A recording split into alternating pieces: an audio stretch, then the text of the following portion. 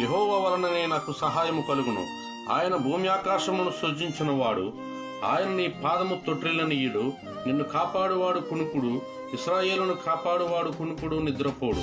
యెహోవాయే నిన్ను కాపాడువాడు. నీ కుడి ప్రక్కను యెహోవా నీకు నీడగా ఉండును.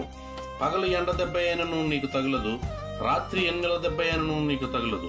ఏ అపాయమును రాకుండా యెహోవా నిన్ను కాపాడును. ఆయన నీ ప్రాణమును కాపాడును. ఇది మొదలుకొని నిరంతరము నీకు రాకపోకలయందు యెహోవా నిన్ను కాపాడును. ఈ వాక్యము దేవుడు దీవించి ఆశీర్వదించునుగాక. ఆమేన్.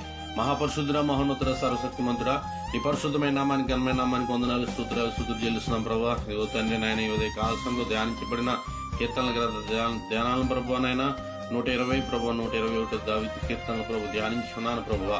వినుచున్న బిడ్డలను, గ్రహించున్న బిడ్డలను ప్రతి ఒక్కరిని మీరు దీవించండి, ఆశీర్వదించండి. ప్రతి కుటుంబంలో నెమ్మదిని, శాంతిని, సమాధానాలను దయచే ప్రభువా. తండ్రి ప్రయాణాలు చేస్తున్న వారికి రాక